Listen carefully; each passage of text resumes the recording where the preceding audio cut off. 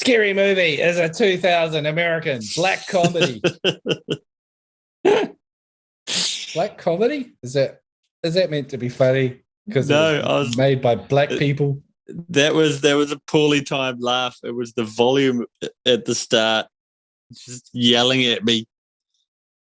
Shut up. Wikipedia is loud. It's a black comedy slasher film directed by Kenan Ivory Waynes and written by Marlon and Shawn Waynes, who both star, alongside Buddy Johnson, Phil Bowman, Jason Friedman. Bunch of nobodies is what you're reading to me. Starring all your favorite has-beens: Anna Faris, John Abrams, Carmen Electra, Shannon Elizabeth, Kurt Fuller, Regina Hall. Remember Lachlan Monroe, Brad? Remember Lachlan Monroe? He was peak 2000s. Oh, my wonder. Dave Sheridan. I've been watching his career with great pleasure. What?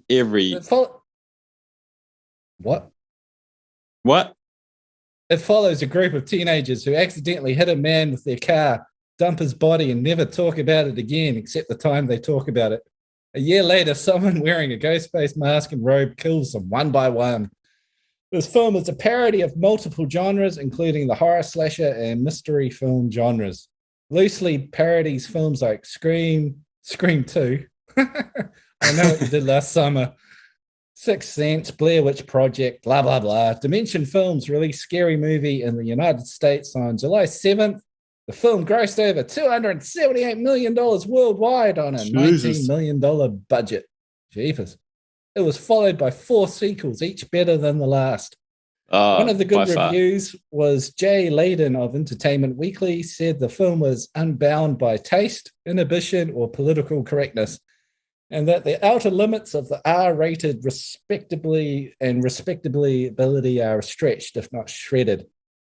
A.O. Scott of the New York Times argued that the jokes were annoying less for their vulgarity than for their tiredness. Ah, Brad. So, Brad, this is our 20th episode. Can you believe it? Oh, we've got congratulations. We've made it this far and we're still friends. We've got fan mail. Brad. Oh, do we? We've got an email here from Vladimir Putin in Russia saying... What does old Putin say? He said, love the show, guys. Keep it up. Black Lives Matter. Oh, it's a lovely message, isn't it, Brad? Isn't that nice? It is. Thanks, Vlad. Thank you, Vladimir. Oh, it's nice. He's also one of our Patreons too, isn't he? Yeah, he is. He's some of that Rusky money. He's a big spender. He's got that oil money. I got one here from Kim Jong-un. Great show, guys. Kimmy. Best podcast on the internet. Death to America. Isn't that nice?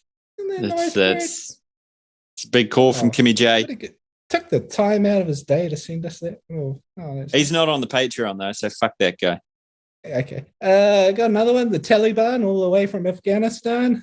Thank you for the endless hours of entertainment. P.S. Trans women are women. Oh, what a lovely sentiment. Thank you, guys. You know what's great is that our 20th episode, that our wonderful listeners have made it through 20 episodes, and you've decided to fill this one with filler. We got one from Prime Minister of New Zealand, Jacinda Ardern. I'm just going to mark that as spam. Fuck off. Make an announcement of an announcement. Yeah. So, Brad, you chose this movie. I did. How'd you find it watching it? You know what? It's one of those nights you're sitting there. You know how back in our day, this was such old cunts, on a Friday night, you'd go down to the local Video Easy or Blockbuster rental, and you'd have those walls and shelves to spend about an hour and a half roaming through. Do you remember those days? Yeah. Lovely. Good times, right? Lovely times. You'd get one overnight rental videotape and you'd go down and you'd see all the new releases and they're all gone because you were there too late on a Friday night because all the other fuckers were there at like 6 o'clock and you're there at 8 o'clock. And so all the good stuff's gone. And then you've got to sort of go into the weeklies and get one of those, or 7 of those, because it's like $1 for a week rental. And you get home, and of those 7, one's just hits the spot, right? Long story, but now the equivalent is point, for Christ's fuck you. sake. I mean, you were talking about minutes. Kim Jong-un and his fucking hating America. God, you're just putting your agenda in the episode. Fans for sticking with us. Yeah. Lost my fucking point now. Netflix, you scroll around, you look for a film where you've like 4 hours of fucking flipping through, you never find anything. Anyway, I was flipping through and I went, scary movie. I haven't seen that since it came out, which according to this shit in front of me is the year 2000, right? I chucked it on, remembering it not being that funny, just one of those, sort of lame spoofy movies. Holy shit, some of these jokes hit good because they are just so un-PC, and I found it so refreshing in this day and age of cancel culture bullshit and everybody trying to be right, not offend anybody. You dead naming me. It was glorious. I just thought, trans woman, a woman, Brad. That's an offensive joke, but that's funny to me. I'm allowed to laugh, right? And I enjoyed it. And I just thought, I can laugh about this shit in my own home. Let's see what Dan thinks about it. What did you think about it? As we all know, I'm super woke, and I was offended by everything in this film. Oh, it's a shame. And I needed a safe space. Yeah, first half an hour of this film's hysterical. I forgot how funny this film is. Jesus Christ. I remember like when they run the guy over and Shannon Elizabeth runs out, he goes, "We ran a boot over." Oh my God. I forgot. Remember how hot Carmen Electra was? Jeez. Yeah. Woman smoking. She was there.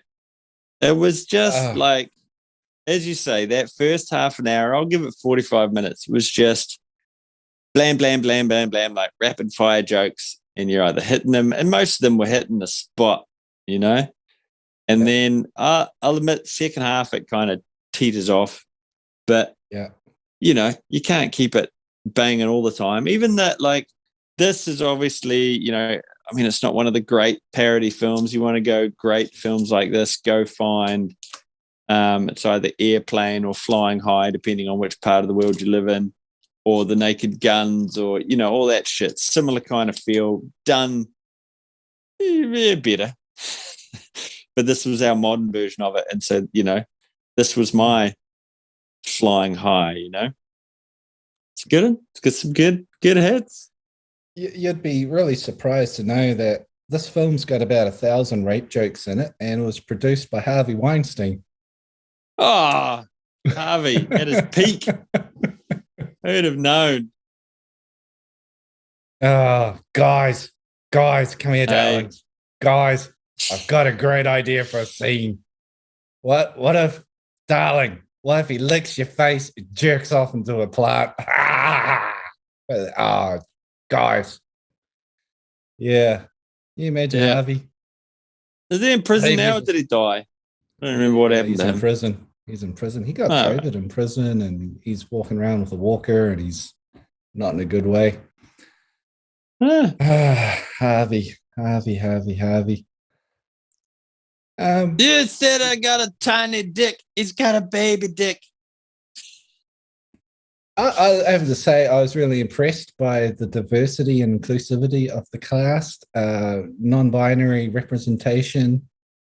There's a trans character, a very progressive film. Well, no, he was hiding his. Was he trans? Which guy are you talking about? I'm talking about the gay main guy. I was talking about a few people, but there was the sports coach, the lady with her balls hanging out below her miniskirt. Oh, yes, that was genius. That scene was there for no reason whatsoever. I like the cop who's like showing the girl photos of himself posing in Speedos in his backyard. Right. What do you think about this one? Are you sure? Just want to take one more look at this one. Are you sure? No. Okay. No, okay, No? that's fine. I just got to ask. Go on. I like the father. I like the father. He's like, hey, shit's gone down. I got to get out of town for a few days. That's right. Nothing going on here, officer. No. I think my favorite bit, the homeless guy comes up asking for money. He's like, fuck off, you prick, or something like that. He goes, bitch, I said, give me $1. Yeah, that's right. That's right. He tries to give him a sandwich, and he fucking throws it at the back of me. Yeah. The woke are missing out. I tell you, the woke people are sitting in a pile of fucking misery. They could be laughing and enjoying life, but oh no. That's it. But that is I think you and I, are both understanding of, I think everybody in general is fairly understanding of other cultures and sexualities and all that shit. But you can even, white folk make a joke about us, the patriarchy or whatever. And if I find it funny, I'll fucking laugh. Like funny's funny. You can offend people and it's okay as long as everybody understands it's a joke, right? The black news team. White folks dead. We're getting the fuck out of town. Get the fuck out of here. Gosh, nobody hates anybody. Like, for Christ's sake, like we can laugh about things, Yeah. And this is a film made by black people back in the 2000s where they're just making fun of everything, and it's classic. Everybody loves it, That's it. Or you take essentially what it does, a lot of it is you take a stereotype. Stereotypes are there for a reason because you see that shit over and over again. And you just make a joke out of it and it's fucking funny. Yeah. You got Doofy having sex with a vacuum cleaner. You got, don't disturb me when I'm don't disturb me when I'm cleaning my room. I love the chick's trying to hit on him at the beginning. She thinks he's retarded. And she's like, we can go back to my van. He goes, okay, let's go now. That's it. Smell my finger. You know what? Smell my finger. Yeah. What is that? That's my ass. That's good screenwriting. That's set up and payoff. At the end of the film, when Doofy turns out to be the villain and he's like the cool guy walking away, you're like, he got that chick into the van straight away, didn't he? Like he was thinking. That's it. Yeah. All along. And the other thing that this made me remember, which was a classic from our youth, was the Budweiser ad. Do you remember the Wizard? I'd forgotten that. Yeah. And I went back in YouTube to each other. Yes, back in the prehistoric times. That ad never played in New Zealand. Everybody did it anyway. Like we'd heard about it and everyone wanted to be part of it. So I don't know. Was that the start of, must have been like downloading videos where it took fucking 3 days to download a 2-minute video. Must have been one of those. It's the only way I can think I would have seen it. I don't think we ever saw the original, but we saw the parodies of it. And that was enough. Yeah, we had the originals. I remember my brother had them. He had the first 2 or 3 of them. I don't know where they're. There's the first one where they're on the couch, then they sort of redo it, and then where the guy goes out to the Japanese restaurant and he's like, wasabi. Yeah, wasabi. Wasabi. That one. Anyway. Yeah, I wonder, we know these references. People who don't know the references are really going to get that stuff. I don't think it really matters. No, not at all. Funny's funny. It's kind of like people listening to this. We talk a lot of shit. If people don't get the reference, we'll get fucked. Yeah. For me, the first half an hour or so were great. But when it starts getting into the killings, I found it died off for me. And I think it had the difficult problem of you're watching people getting their throats cut, and it's pretty hard to have a joke that, it felt cruel when they're making the jokes sometimes. Like that first guy that gets his throat cut watching the beauty pageant, that was pretty rough. You actually see his throat split open and all that sort of stuff. And you're kind of like, oh. Ooh. I remember, like back in the day when I watched it for the first time, thought that was a bit rough too. And the killing of Oh, Shannon Elizabeth was pretty graphic. well, you also see an erect penis going in one ear and out the other, and you through a glory hole. I found that a bit Yeah, more offensive than the guy's throat being slit. right. And then he's alive at No, the but end, though. that's right. Well, I mean, you could probably, I don't know, you get an erection through your ear, maybe you're okay.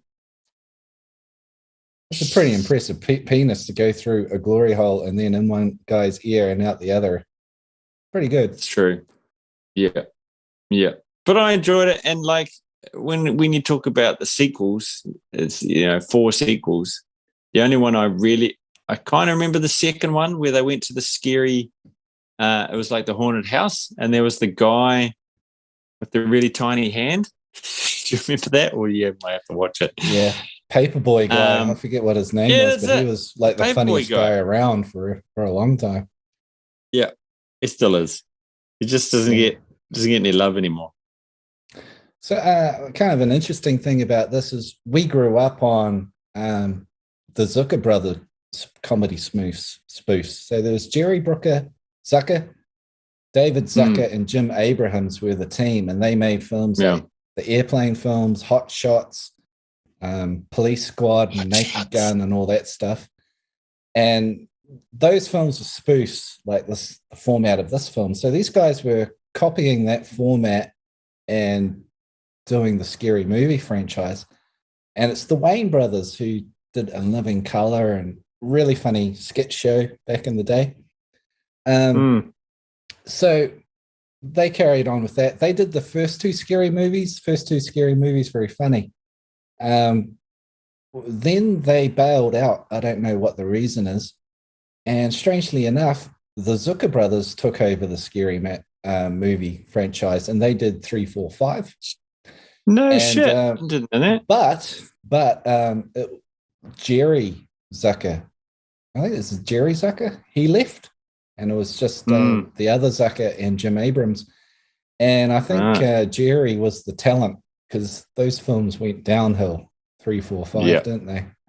So which one had Charlie Sheen? Anything with Charlie Sheen in it has got to be, it goes up a notch at least.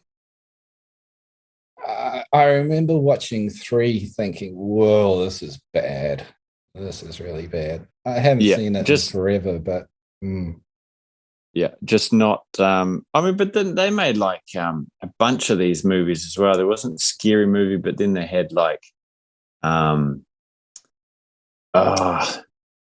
talking about epic movie and date movie? Yeah, all that shit. So here's the other interesting fact. At Miramax, with Harvey Weinstein, two Scream parody movies were being made, one by the Wayans brothers and one by these other 2 guys, Jason Friedberg and Aaron Seltzer. And they ended up going with the Wayans brothers script and tossing out the other 2 guys, but they get a credit even though nothing they wrote is in this movie. They get a writing credit. But those 2 guys, Jason Friedberg and Aaron Seltzer, they went off and made date movie and epic movie, and they were all atrocious. That must have made some kind of money because they kept making the goddamn things. Well, this thing, you said 19 million to make it, and it made 50 million worldwide. So you're going to make some more, right? You've made all your money off the first one. The second one made slightly less than this, but was still a big hit. The third one made the most money in all the franchise. Wow. And then, I don't know, the 5th one was the nail in the coffin. It was dead at that point. That's the one with Charlie Sheen. Yeah. I think it was a slight rise above 3 and 4. I do still think Charlie Sheen notched it up a bit, purely for the nostalgia of anybody that had watched Hot Shots. Part 2. That's a great movie. Hot Shots and Hot Shots Part 2. Wonderful. It sure is. Future episode of the podcast. I need to write these down. Anna Faris Scary used movie. to be a big star. She's not now. What's she doing now? She did like She's doing that Playboy podcasts. Bunny. Oh, right. Fuck. She's at the down top. to our level. She's at the top level now, mate. Yeah. I don't know. Went on to marry Chris Pratt. Oh, well, Got there you divorced. go. Yeah. Did she She's leave great him? in this That's a movie, shame. though, isn't she? She's as cute as a button, isn't she? She's a star, Dan. I think she was, she had all the makings of a comedian going somewhere, and then I guess she just fell off the mat. Maybe she married Chris Pratt, and he went, "I'm the man. I'm doing movies, and you are staying at home." Who knows? Now that we've said their names, we'll get a letter. You know what? She made hit movie after hit movie after hit movie, and probably sitting on just a mountain of money and cruising. Why not? Yeah, maybe. But you know what? Let's be clear. This movie, Scary Movie, and its 5 sequels, I'm sure in some way contributed to the creation of the glorious comedy masterpiece that is movie 43. Yeah. I don't think the Americans understand movie 43. They don't. They got the wrong edit, right? You've got to have, what's that guy's name? Quaid. Dennis Quaid. Yeah. So basically panned world round as the worst comedy that ever came out that year anyway. But the Americans got an inferior edit than the rest of the world got. And when we watched it in New Zealand, we were pretty much falling out of our seats laughing at a lot of it. There's some crap in it, but I didn't know he was gay. He's not. He fought me every step of the way. Remember that tampon ad? The woman goes swimming and a shark eats her. A shark eats her.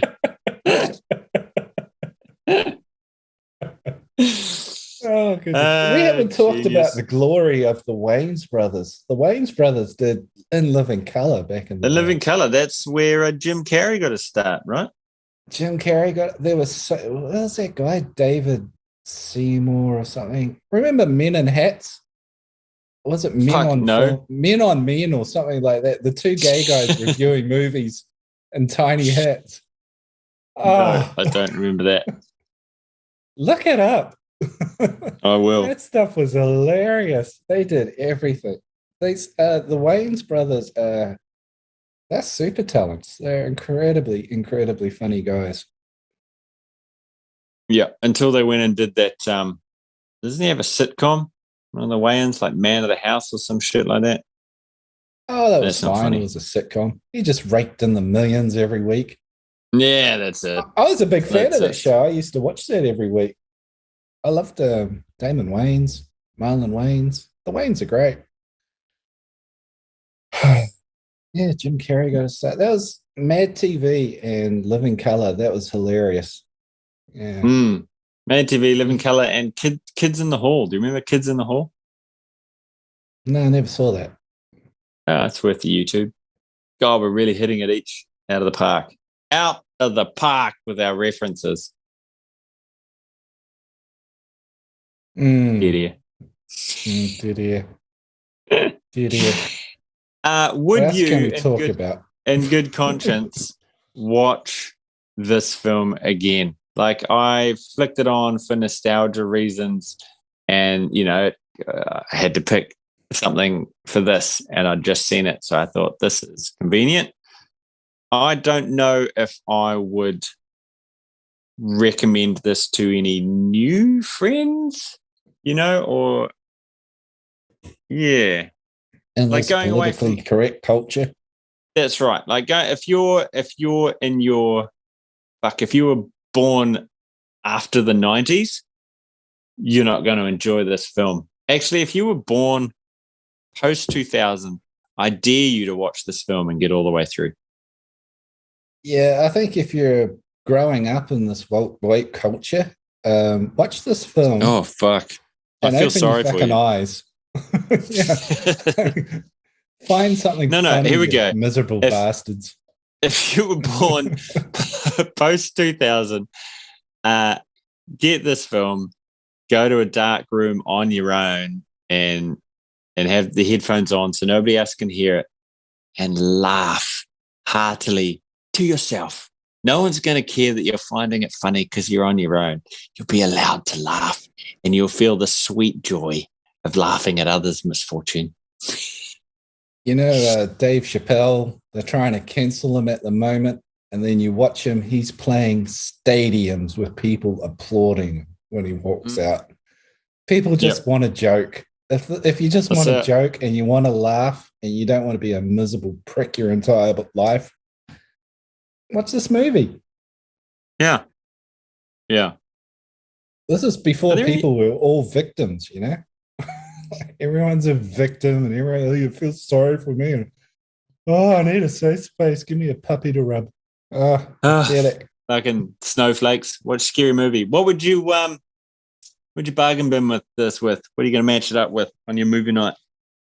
I got it written down here. Popcorn. I'm going to say Hot Shots. Hot Shots. Oh, Charlie Sheen. The guy from 2.5 Men. What else do you want? Hilarious. Probably not as offensive as this and funnier all the way through. Like hilarious all the way through. Are you going to pair it up with the first one, not part two? I'm going to go part one. But God, if you see part one, go see part two because they're both great. Yeah. Yeah. I loved you in Wall Street. Yeah. I'm going to pair, you know what, just for the sake of if you were born post 2000, you're not going to understand the majority of the references in this. So I'm going to pair Scary Movie with the original Scream. I think would make sense. Otherwise, half the jokes fall flat. I have to say, Carmen Electra is a way better choice for the opening chick than Drew Barrymore. Don't talk bad about her face. Don't talk bad about young Drew, mate. Up until Scream, Drew was like one of my top tier celebrities, mate. She was woo, and then it was, I guess, mild offense intended. Drew Barrymore now, not as good as Drew Barrymore then. That's just the way it goes. On IMDb, it gets a 6.2. Someone gave it an 8 and said mindless and a lot of fun. Yeah. Someone said more misses than hits, gave it a 3. Deeply unfunny horror spoof, 2. And hilarious, 9. Yeah. 9. That's a big call. I think Not for what everyone. it is, it's a lovely time capsule. It was kind of, they would have made it at the end of the 90s when you could get away with whatever you wanted. It's just, it hits that, not that I'd call this a zeitgeist movie, but it definitely, when you watch it, you go, cool, this is a product of its time. I think it's like something we need to like bring back, to be honest. Fuck. Is Leslie Nielsen dead or is he still going? Must be I think dead. he died. Like, Dave, is it funnier than Hannah Gadsby? I didn't understand the reference. You haven't seen the Hannah Gadsby special where she basically screams at the audience for 2 hours and makes them feel terrible? No, but I'm going to have to now, just for the cringe factor, I guess. Yeah, well, gosh. Ugh. But like, what we need now is we don't need, like, Dave Chappelle essentially just apologizes for a whole show, and then the spin is that he's being controversial, whatever. Like, okay, fine, he said trans a couple of times or whatever. But what we need, I think, at the moment now is someone like, we need a Mel Brooks, or we need a, those Zucker guys in their prime. We need somebody making films that isn't afraid to, as you say, make jokes and offend people and have some on-edge humor. I can't think of anything modern, like even South Park to a point, which used to be, just on everything, seems to be treading lightly. You know, it's not. I don't want somebody to come out and just blatantly swear and offend people, but I want, where's that? Just fucking throw some humor at it. Like go fucking Richard Pryor, right? Like, damn, or I don't know. Maybe I'm just stuck in the past. Too old for this shit, Dan. No, we need a hero. I like Tim Dillon. He's pretty funny. He's a gay guy that apparently isn't politically correct enough. Isn't towing the line. He comes up with some hilarious stuff. Cat's Meows out of 10, Brad. How many Cat's Meows are you giving this one? Scary movie. I'd give it a 7. 7. Stick with 7. 7 Cat's Middle of the road. Yeah, I'm giving it a 6 Cat's Meows. It's a strong start, kind of dies off a bit at the end. It's got some moments that it pulls itself together at the end, but it's got a pretty weak middle, I think. Nothing like an overweight lady getting stuck in a cat door. The scene I didn't like was, the really preppy girl who's got her hand up in class and wants to get answers. Me. When they kill that girl in the car, I was like, I like that girl. Oh. I felt bad for her. Oh, what? She just wanted to do well in school, and you're going to go and murder her? Oh, horrible. And she was cute. Yeah. Cute people die every day. Oh, well, I think that's it. Done it. Dead air. Done it. Doofy. Go and watch it. Shut up. Doofy for president. Yep. Doofy for president. Down my finger. Thanks for listening to Pointless and Confused. We believe there's a little thing where you can send a tip if you want. We have no idea how it works. We need cash. Yeah. For whores. And Vegemite. Yeah. And what Good day. No. Oh, I've got to tell them the other thing. Oh, what was the other thing? Subscription. Look, you could subscribe if you want to hear the sound of our sweet, sweet voices in your ear. Whenever a new episode drops, you'll be the first to know. Yeah, we're not sure how you do that either, but you'll figure it out. We're new to this. Come on, you guys.